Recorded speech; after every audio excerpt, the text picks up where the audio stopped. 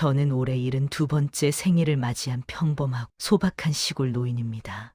젊은 시절부터 지금까지 이 작은 마을에서 살아온 평범한 농부에 불과합니다. 험난한 세월 속에서 농과 밭을 일구며 아들 하나를 키워냈습니다. 새벽부터 해질 때까지 땀 흘리고 손이 갈라지고 허리가 휘어질 때까지 농사일을 하며 생계를 유지해왔습니다. 불행히도 남편이 예상보다 일찍 병으로 세상을 떠나게 되면서 아들은 자연스레 제 삶의 중심이자 전부가 되었고 저는 오직 그 아이 하나만 바라보며 모든 고통과 외로움을 견디며 살아왔습니다. 때로는 혼자 이불 속에서 눈물을 흘리기도 했지만 아침이 되면 다시 강한 어머니의 모습으로 아들 앞에 서야 했습니다. 말 그대로 힘들고 고단한 삶의 연속이었지만 아들이 건강하게 자라고 좋은 사람이 되어주길 바라는 간절한 마음 하나로 모든 역경을 이겨냈습니다. 끼니를 거르더라도 아들의 학비와 용돈은 꼬박꼬박 챙겨주었고 제 옷은 몇 년이고 같은 것을 입어도 아들에게는 항상 좋은 것을 사주려고 노력했습니다. 시간이 흘러 세월이 지나 아들은 우수한 성적으로 서울의 명문대학에 입학하게 되었고 졸업 후에는 제가 상상도 못했던 대기업에 당당히 취직하게 되었습니다. 마을 사람들은 모두 부러워했고 저도 그제서야 가슴을 펴고 다닐 수 있게 되었습니다. 비록 제 인생은 꽃을 피우지 못했지만 그저 아들이 사회에서 자기 자리를 잡고 인정받는 모습을 보는 것만으로도 이루 말할 수 없는 행복과 만족감을 느꼈습니다. 한 번도 돈이나 명예를 바라지 않았고 오직 아들의 행복과 성공만이 제 소망이었습니다. 이제는 고생 끝에 보람이 오는구나. 지난 수십 년간의 내 희생과 노력이 헛되지 않았구나 하고 스스로를 위로하며 조용히 노년을 맞이하고 있었습니다. 가끔은 외로움이 밀려올 때도 있었지만 그럴 때마다 아들의 사진을 보며 미소 짓곤 했습니다. 아들은 제가 상상했던 그대로 멋진 여성과 결혼을 했습니다. 새로운 가족이 생긴다는 기쁨과 설렘이 가득했던 순간이었습니다. 하지만 며느리를 처음 만났을 때부터 제 마음 한켠에는 조금 불편한 감정이 자리 잡았습니다. 말로 표현하기 어려운 미묘한 느낌이었지만 분명히 존재하는 감정이었습니다. 겉으로는 예의를 갖추고 공손하게 행동했지만 저를 대하는 태도 속에서 묘한 거리감과 냉정함이 느껴졌기 때문입니다. 눈빛과 말투 그리고 몸짓 하나하나에서 진심이 느껴지지 않았습니다. 하지만 저는 그런 감정들을 대수롭지 않게 넘기려 노력했습니다. 첫 만남의 어색함일 뿐이라고 시간이 지나면 나아질 거라고 스스로를 설득했습니다. 요즘 세대는 표현 방식이 다른 거겠지. 내가 괜한 오해를 하고 있는 거겠지. 아직 서로 익숙해지지 않아서 그런 거겠지. 그렇게 밤마다 스스로를 다독이며 잠을 청했습니다. 며느리의 차가운 표정이 꿈에 나타날 때면 아침에 일어나 더욱 따뜻하게 대하려 노력했습니다. 결국 제게 가장 중요한 건 아들이 행복하게 가정을 꾸리는 것이었으니까요. 아들의 웃는 얼굴만 볼 수 있다면 제 마음의 불편함 정도는 얼마든지 감내할 수 있다고 생각했습니다. 그것이 어머니로서의 제 역할이라고 믿었습니다. 저는 여전히 제 힘으로 살아가려 했습니다. 비록 나이가 들고 체력이 예전 같지 않았지만 할 수 있는 한 남에게 의존하지 않고 스스로의 힘으로 생계를 유지하려 노력했습니다. 자식에게 부담을 주고 싶지 않았고 무엇보다 제 자신의 존엄을 지키고 싶었기 때문입니다. 시골에서 어렵게 모은 몸밥과 집 그리고 매달 조금씩 저축해온 적금까지 모두 제 이름으로 갖고 있었습니다. 평생 동안 손에 물집이 생기고 허리가 휘도록 일을 하며 모은 소중한 재산이었습니다. 물론 언젠가는 이 모든 것을 아들에게 물려줄 생각이었고 그것이 부모로서 당연한 도리라고 여겼습니다. 하지만 그 시기와 방법은 제가 결정하고 싶었습니다. 노후에 혹시라도 병이 나거나 거동이 불편해지면 아들이 곁에 있어 줄 거라는 믿음, 그것이 제 삶의 버팀목이었습니다. 아무리 힘든 시간을 겪어도 언젠가는 아들의 보살핌을 받으며 편안한 노년을 보낼 수 있을 거라는 희망이 모든 고난과 외로움을 견뎌낼 수 있었습니다. 그것은 단순한 기대가 아니라 평생을 바쳐 아들을 키운 어머니로서 가졌던 가장 소박하고도 절실한 꿈이었습니다. 그런데 어느 날 저는 평생 믿어왔던 아들의 진정한 속마음을 알게 되는 가슴 아픈 순간을 맞게 되었습니다. 그것은 제가 상상조차 할 수 없었던 배신의 순간이었습니다. 서울에 있는 아들 부부의 아파트에 며칠 머물게 된 특별한 날이었습니다.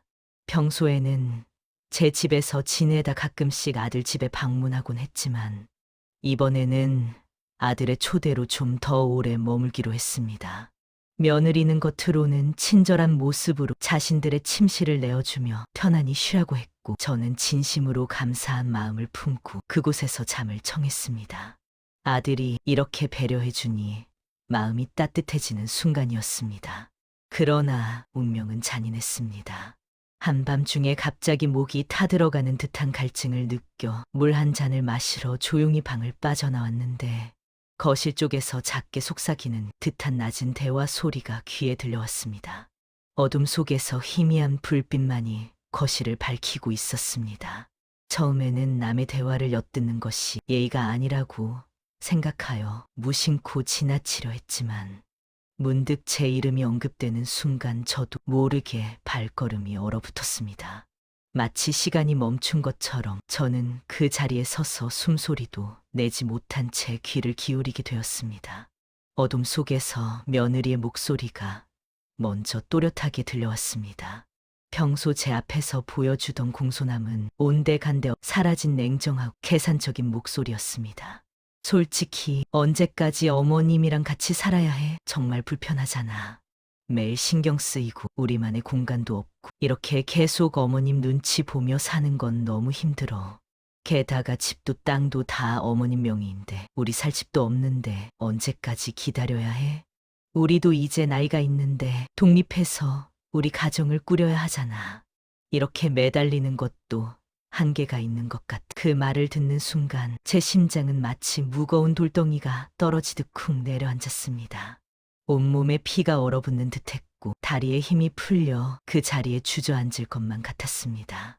평생을 바쳐 키운 아들과 며느리의 입에서 나온 말이라고는 믿기지 않았습니다. 하지만 더 큰 충격은 제 귀에 들려온 아들의 대답이었습니다. 제가 목숨보다 더 사랑했던 아들, 제 전부였던 그 아이의 입에서 나온 차가운 말들이었습니다. 그러게, 나도 고민이야. 그럼 어떻게 어머니를 쫓아내? 직접적으로 말씀드릴 수도 없고 그 순간 저는 마치 세상이 무너져 내리는 듯한 참담함을 느꼈습니다. 심장이 찢어질 것 같은 고통이 밀려왔고 눈앞이 캄캄해지는 것 같았습니다. 제가 평생 모은 재산이 아들에게는 그저 탐낼 대상일 뿐이었고 저는 그것을 빼앗기 위해 제거해야 할 장애물에 불과했던 것입니다. 아직 충격에서 벗어나지 못한 상태에서 며느리의 목소리가 다시 들려왔습니다. 더욱 구체적인 계획을 짜는 차가운 목소리였습니다. 여행이라도 보내드려. 그것도 좀 긴 여행으로.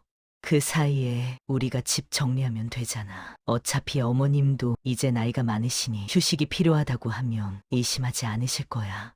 논밭도 팔고 집도 팔아서 우리 전세라도 얻어야지.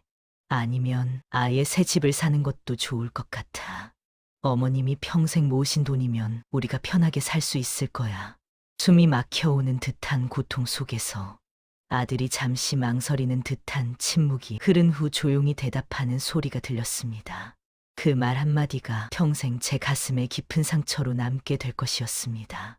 그래야겠네. 다른 방법이 없을 것 같아. 어머니를 요양원에 모시는 것도 생각해봐야겠. 그 말은 마치 날카로운 칼날처럼 제 가슴을 정확히 찔러 깊은 상처를 남겼습니다. 숨을 쉴 수 없을 만큼 고통스러웠고 눈물이 눈가에 맺혔지만 소리 내어 올 수도 없었습니다. 발각될까 두려워 입술을 꽉 깨물며 그 자리에 얼어붙은 채로 서 있었습니다. 평생을 바쳐 키운 아들이 제가 모든 것을 희생하며 사랑했던 그 아이가 이제는 저를 어떻게 집에서 쫓아내고 재산을 빼앗을까 고민하고 있었습니다. 마치 제가 하나의 사람이 아닌 처리해야 할 문제처럼 대화하는 그들의 모습에 가슴이 찢어지는 아픔을 느꼈습니다. 제 모든 희생과 사랑, 헌신이 하루아침에 부정당하는 듯한 기분이 들었고 그 참담함은 이루 말할 수 없을 정도였습니다. 평생 자식만 바라보며 살아온 제 인생이 한순간에 무너지는 것 같았습니다. 이것이 제가 받을 보답인가 하는 생각에 가슴이 무너져 내렸습니다. 결국 그날 밤 저는 단 한숨도 자지 못했습니다. 방으로 돌아와 이불을 뒤집어 쓰고 소리 없이 흔꼈지만 누구도 저의 아픔을 알아차리지 못했습니다. 이불 속에서 저는 산산이 부서진 제 마음을 달래려 했지만 아무리 애써도 진정되지 않았습니다. 밤새 눈물이 마를 새 없이 흘렀고 새벽빛이 창문을 비출 때까지 저는 그렇게 홀로 울었습니다. 평생 바쳐온 사랑이 이렇게 배신당하는 고통을 어떻게 견뎌야 할지 막막했습니다. 내가 이제 저들에게 짐이 되었구나. 방해물이자 제거해야 할 장애물이 되었구나. 나를 돌볼 마음은 전혀 없고 오직 내 재산만이 그들에게 필요했던 거구나. 내가 평생 주고 싶었던 사랑은 아무런 가치가 없었던 거야. 나를 돌볼 마음은 없고 오직 재산만이 필요했던 거구나. 내 존재는 중요하지 않고 내가 가진 것만 탐내는구나. 이게 정말 내가 평생을 바쳐 키운 아들의 진심인가? 이것이 어머니에 대한 보답인가? 밤새도록 제 자신을 원망하며 이불 속에서 뒤척였습니다. 내가 잘못 키웠나, 내가 뭔가 부족했나 하는 자책감에 가슴이 찢어질 듯 아팠습니다. 하지만 밤이 지나고 아침이 밝아오면서 슬픔 속에서 조금씩 분노와 결의가 생겨났습니다. 다음 날 아침, 아들 부부는 낯이 아무 일도 없었다는 듯 태연한 얼굴로 제게 다가와 말을 건넸습니다. 밤새 울어 부은 제 눈을 보고도 아무런 걱정도 하지 않은 채 자신들의 계획을 실행에 옮기려는 모습이었습니다. 여행을 다녀오시라며 요즘 힘드실 테니 바람 쐬고 오면 좋지 않겠냐는 달콤한 권유였습니다. 그들의 말과 행동 속에 숨겨진 계산적인 의도가 너무나도 보였습니다. 하지만 저는 그것을 눈치채지 못한 척했습니다. 저는 애써 미소 지으며 마치 아무것도 모르는 것처럼 담담하게 대답했습니다. 그들이 제 마음을 짐작조차 못하게 감정을 숨기려 최선을 다했습니다. 너희가 생각해주니 정말 고맙구나. 잠시 여행 다녀올게. 어머니가 없는 동안 너희끼리 편히 지내렴. 하지만 제 마음은 이미 굳어져 있었습니다. 밤새 흘린 눈물 속에서 제 인생의 방향을 바꾸는 중대한 결심이 이미 단단히 자리 잡고 있었습니다. 더 이상 자식에게 의지하거나 기대지 않겠다는 제 스스로 제 삶을 지켜나가겠다는 단호한 결심이었습니다. 이제 더는 이 집에 머무르지 않겠다고 제 손으로 제 삶을 지키겠다고 굳게 결심했습니다. 평생 희생하며 살아온 저에게 이런 결정은 쉽지 않았지만 더 이상 상처받지 않기 위해서는 피할 수 없는 선택이었습니다. 며칠 뒤 저는 여행을 간다는 핑계로 집을 나섰습니다. 짐을 챙기는 제 손이 떨렸지만 마음만큼은 단단했습니다. 아들에게는 친구와 한 달쯤 지내다 오겠다고 말했지만 제가 향한 곳은 여행지가 아닌 은행과 부동산이었습니다. 1년의 계획을 차근차근 실행해 옮기기 시작했습니다. 저는 제 이름으로 되어 있던 모든 재산을 하나둘씩 정리했습니다. 평생 모아온 제 소유의 모든 것들과의 작별을 준비했습니다. 논밭도 집 적금도 한 번도 제 자신을 위해 사용해 본 적 없는 모든 것들. 수십 년간 피땀 흘려 모아온 자산을 제 손으로 팔아버리는 마음은 참으로 허망했습니다. 마치 제 인생의 흔적이 지워지는 것 같은 아픔도 있었습니다. 그러나 동시에 이상한 해방감도 밀려왔습니다. 오랜 시간 짊어졌던 무거운 짐을 내려놓는 것 같은 묘한 홀가분함이 느껴졌습니다. 이제는 저 아이들이 탐낼 것도 없고 나를 쫓아낼 이유도 없을 테니까. 내가 가진 것이 아닌 내 존재 자체로 사랑받지 못한다면 차라리 이것이 나을 것이라는 생각이 들었습니다. 모든 것을 정리한 뒤 저는 조그마한 원룸을 얻었습니다. 아무도 모르는 곳, 새로운 시작을 위한 작은 둥지였습니다. 작은 방 하나, 낡은 가구 몇 개뿐인 삶이었지만 제 마음만큼은 오랜만에 편안했습니다. 누구의 눈치도 보지 않고 온전히 저 자신을 위한 공간이라는 사실이 위로가 되었습니다. 며칠 후 아들에게서 전화가 왔습니다. 예상했던 일이었지만 그래도 가슴이 떨렸습니다. 여행은 즐겁냐며 언제 돌아올 거냐고 묻는 목소리였습니다. 평소와 다름없는 말투였지만 그 속에 숨겨진 불안함이 느껴졌습니다. 저는 단호히 대답했습니다. 오랜 시간 준비해온 말이었습니다. 나 이제 그 집에 안 간다. 내 인생은 내 손으로 살 거다. 아들은 다급해졌습니다. 처음으로 그의 목소리에서 동요가 느껴졌습니다. 어머니, 그게 무슨 말씀이세요? 집은요, 땅은요? 목소리에 담긴 초조함 속에서 진심이 드러났습니다. 내가 어머니로서 그리워진 것이 아니라 재산의 행방이 궁금했던 것입니다.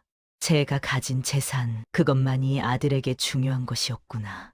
가슴이 또 한 번 찢어지는 아픔이 느껴졌지만 이제는 눈물이 나오지 않았습니다. 저는 담담히 말했습니다. 더 이상 흔들리지 않을 확고한 목소리였습니다. 다 정리했다. 이제 너희가 걱정할 건 없다. 너희는 너희대로 살아라. 나는 내 인생을 지킬 거다. 그리고 전화를 끊었습니다. 그것으로 이전의 삶과 완전히 선을 그었습니다. 그 후로 저는 연락을 끊고 조용히 지내고 있습니다.